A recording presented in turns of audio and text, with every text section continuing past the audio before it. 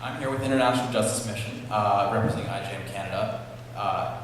There's a whole lot of different stuff that I could talk about, but I figured I might as well start at the beginning and start with a story.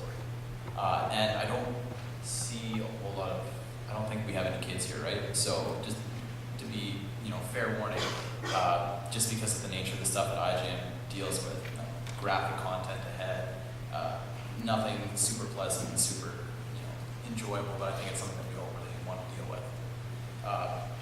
So the story starts in 1994, when I was 5 years old and doing absolutely nothing of importance to anybody, anywhere. But in Washington, D.C., there was a man named Gary Howlett, and he was working for the U.S. Department of Justice. And he'd gotten a promotion recently to work the UN genocide investigation in Rwanda. And if anybody knows anything about Rwanda, the first thing that comes up is probably the genocide in '94, where millions of Tutsis, in the minority of the population there, were killed by their Hutu neighbors. So Gary flew out to Rwanda with a number of different people in this investigation. And when they first landed, they were given a list by the local authorities there of about 100 grave sites that they were supposed to investigate. And they weren't really sure what they were going to find. But what had happened in the previous 10 weeks, when about 1 million people had died, was these Tutsis who were living in the communities, they would run into churches and schools and wherever they could in these buildings to somehow hopefully survive the massacre. And unfortunately, for most of them, that really didn't happen, and they weren't successful. So Gary's team decided to start in a town called Ntarama, which is a little bit south of Kigali. And so they walked into the church, and this is what they found. The way that Gary describes it in his book is wall-to-wall bodies, knee-high at least. And as he was sitting there watching these people, he had his forensic investigators going through, and they had the daunting and slow process of going through every single individual human skull that was there and picking it up and accounting for it and saying, woman, machete, woman, machete, child, machete, woman, machete, child, blunt trauma, woman, machete, and going on and on and on. And in his new book, actually, called The Locust Effect, he gives a very powerful passage, which is, what was so clear to me was the way these very impoverished Rwandans, at their point of most desperate need, huddled against those advancing machetes in that church, did not need someone to bring them a sermon, or food, or a doctor, or a teacher, or a microloan. They needed someone to restrain the hand of the machete, and nothing else was going to do. None of these other things that these people of goodwill had sought to share with these impoverished Rwandans over the years was going to matter if those people could not stop the machetes from hacking them to death. Moreover, none of these good things, the food, medication, shelter, the education, fresh water, was going to stop the hacking machetes. It's something that I think that we've missed in all of our efforts to assist those with charity and our goodwill.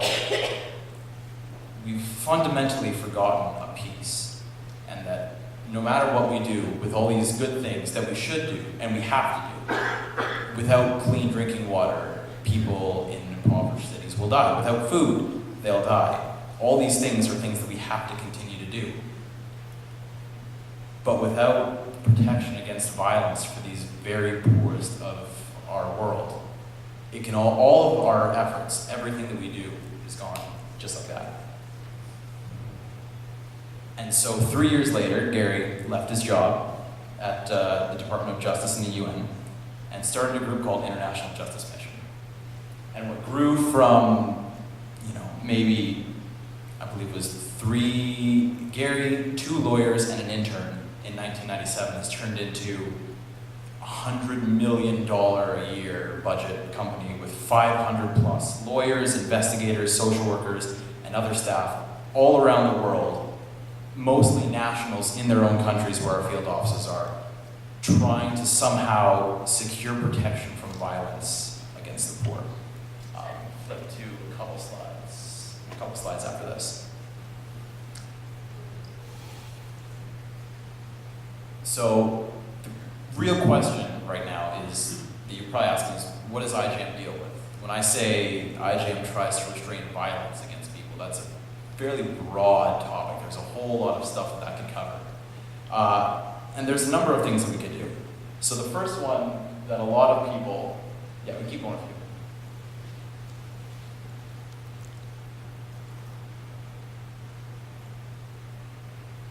Right, so the urgent need that we have, and this is actually a question that a lot of people ask, is does IJM do anything in Canada or North America? And the answer is no.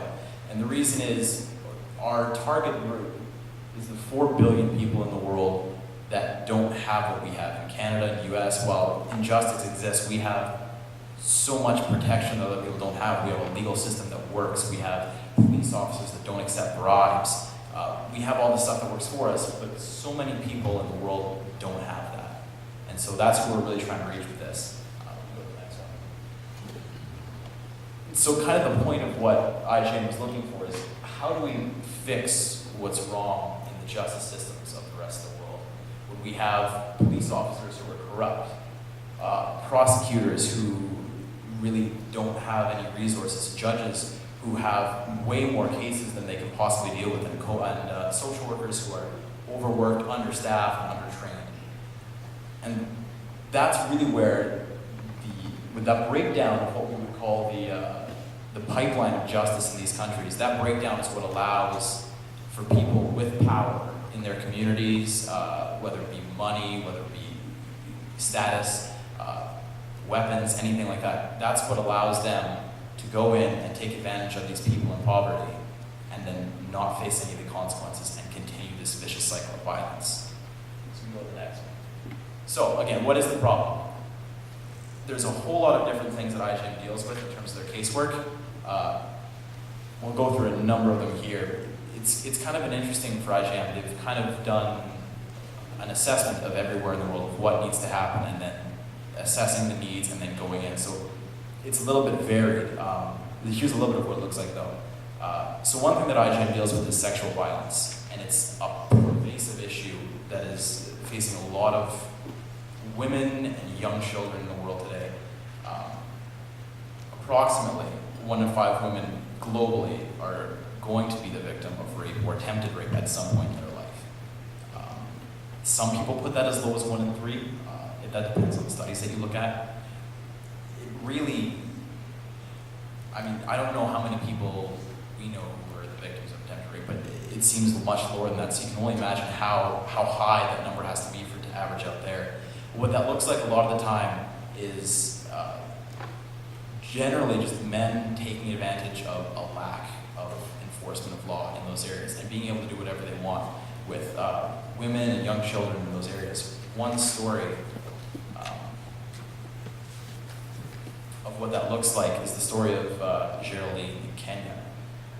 So 6-year-old Geraldine was just walking in her own neighborhood when she was randomly sexually assaulted by somebody, just out of nowhere. And when her mother found out, the perpetrator threatened to kill Geraldine's mother for confronting him. And so what did she do next? Logically, she went to the police. And the solution that the police had was, well, you should pay the man money. And that's kind of the deal with sexual violence and what they're dealing with there. Another issue that we're facing in the developing world is sex trafficking. It's a multi-billion-dollar industry. I believe the annual profits from sex trafficking right now in the world are close to about 1/4 of Apple's profits last quarter, somewhere around $32 billion. A lot of the time, these are, again, poor, impoverished young girls, and sometimes boys too, who are trying to provide something for their families, so they are offered a job of some sort. So maybe cleaning somewhere, working somewhere, and generally these jobs are in a city, somewhere different, where they have to move out, and so they say, great, I'll take the job, are taken somewhere, and then once they arrive there, they realize this is is absolutely not what I signed up for. Their identification is taken away, their money's taken away, they're not allowed to communicate with anybody, and they're forced into sex trafficking. The story of Mana is a great one, who ran away from home actually when she was 14. And as she was looking for some way to provide for herself, she was offered a position as a nanny in India. And she decided, I need money, it's a great way to do. So the woman who she talked to gave her a place to stay. And the next morning, the woman was gone, and there were the owners of the brothel there who drugged her and raped her and decided that she was going to be a prostitute for the next 2.5 years. And that continues today. There's a number of different things we can go through. I'll just go through them really quick. Illegal property seizure, a really big problem in Africa. There's not a whole lot of proper land deeds that exist, and so a lot of people are just able to, if you have a machete, you can take somebody's land, and it's just that easy. Illegal detention is the same thing. When there's so few lawyers and judges around to actually put cases through the court systems, it's so easy for police who are corrupt to be able to put someone away for a crime, whether they committed it or not, and it'll never go through. Stephen's story in Kenya is, he was arrested for a crime that he never committed, and spent 3.5 years in jail because the police conspired with a corrupt judge to cover it up. And the last one we'll go through is forced labor slavery, which most people know about, which is in India. A lot of people are forced into slavery, mostly in brick kilns and rice mills. And a lot of that is because they can't pay their way, and so slavery has been a traditional way that India has dealt with that, but you have people who have, they hike up the interest to 200%, people can't pay off their loans, and they just continue into a multi-generational cycle of slavery. So the next question is, where do these exist? What happens, and where are we working? IJM is in a number of different communities across the world, in Africa, in South America, in India, and in Southeast Asia. Just to quickly describe, most of the things that we do in South America are related to sexual violence and rape. Africa deals with a great deal of illegal imprisonment and land grabbing, mostly happens there. And Southeast Asia and India are where most of our sex trafficking and forced labor things take place.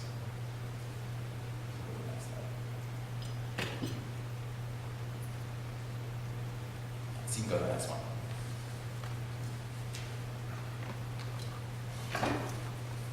So the question is, how do we solve the problem? And IJM has taken a good stance here. We've developed 4 pillars which are designed to not only take people out of the system, but change the system entirely and create a situation where the poor and impoverished have someone who can, somebody who can vouch for them, somebody who can stand up and stop the violence. So the first thing that IJM does is victim relief, which is incredibly important. That's literally going in and saying, this is not a situation that's acceptable. We need to remove the victims from this situation, and we need to make sure that the perpetrators can't create this situation again. To my knowledge, IJM is maybe the only organization that actually has the ability to go in with police that we work with in these different communities across the world and give them evidence and say, this is something that we need to deal with, and go in with the police, rescue these girls, and arrest the perpetrators. Perpetrator accountability is also incredibly important, because if these people aren't not punished but not held accountable, if there isn't a price for the crimes that they pay, then there's no point at all. There's no deterrence. This is something that will continue to happen. If people think they're allowed to get away with it, it will continue to happen.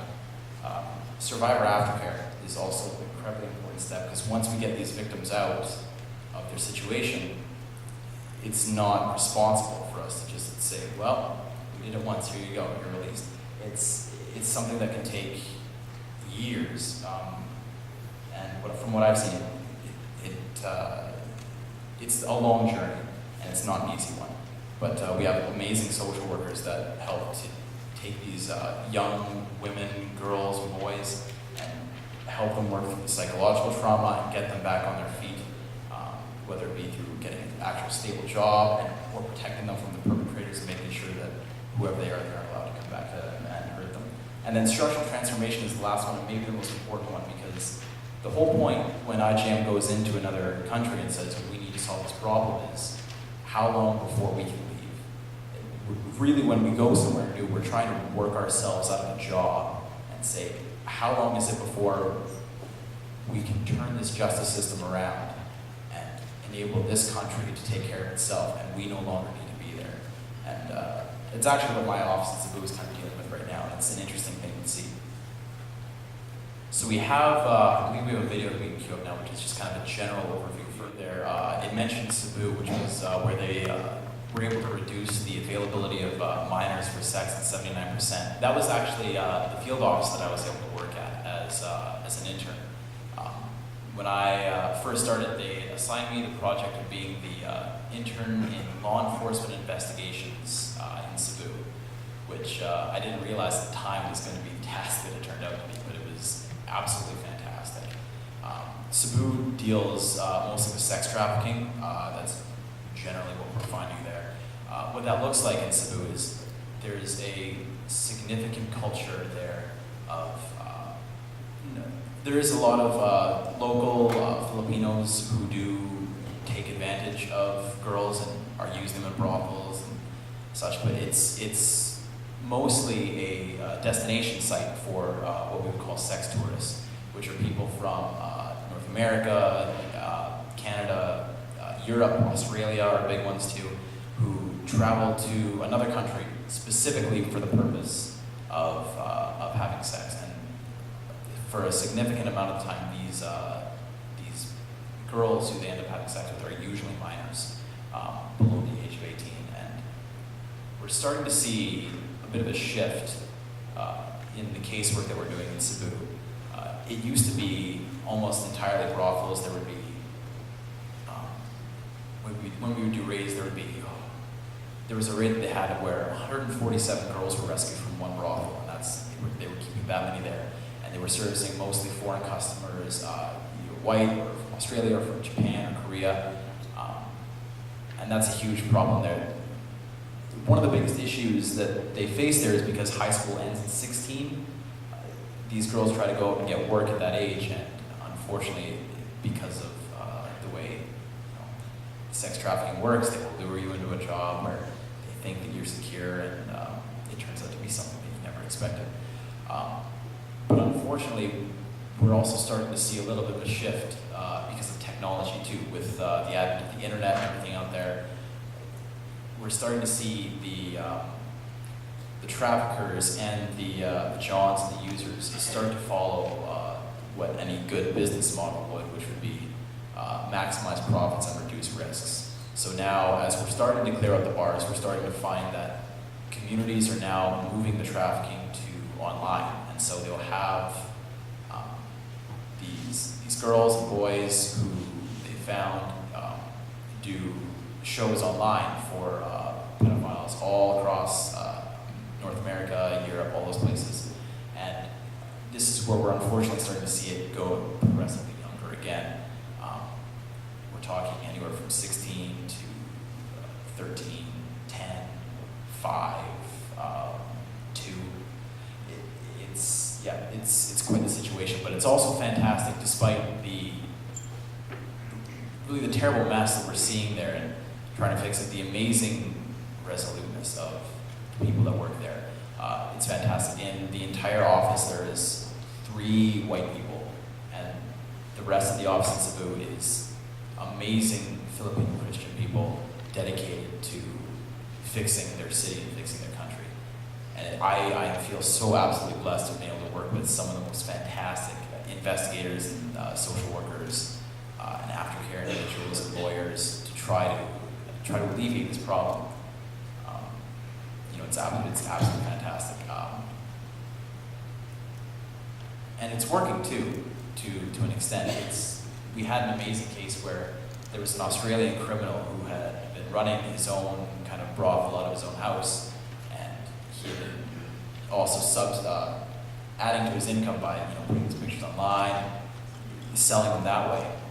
So we've been monitoring a website that he had been using to do this, and it was amazing to watch the reaction on that website when we finally arrested him and put him in jail, and see these Johns and pedophiles from across the world just absolutely freak out and start going into hiding. It's like, oh no, the IJM's coming to get us. And it's such a fantastic feeling. And so it's so good to know that despite the problems we're having, we're making so much progress. And when you meet the victims and look into their eyes and give them a few days, a few months after being rescued to finally have it sink in, and then go through the process and see them years down the road. Wow, one girl I met who was a victim of trafficking, who's now going to university and studying to become a social worker. That's the story we always hear: is these girls who we rescue recover, go to school, become social workers, and come back to help these other girls in trafficking, and it's absolutely fantastic. So, if you're interested in getting involved, how can you do that? There's a number of different ways. We have, obviously, giving financially is fantastic. I think there's also the ability to raise awareness through events. They have February 27th actually coming up right now is with our coalition partner called the End It Movement. It's Shine a Light on Slavery Day. And so that would be a fantastic thing to get involved in. Internships are also fantastic. If you have a degree, you can work for IJM. That's essentially how it goes. And if you like, we always need careers. Lawyers, social workers, and police officers and investigators are a huge need for us. So if this is something that struck you and you'd like to get involved, IJM is absolutely happy to have you. So thank you so much.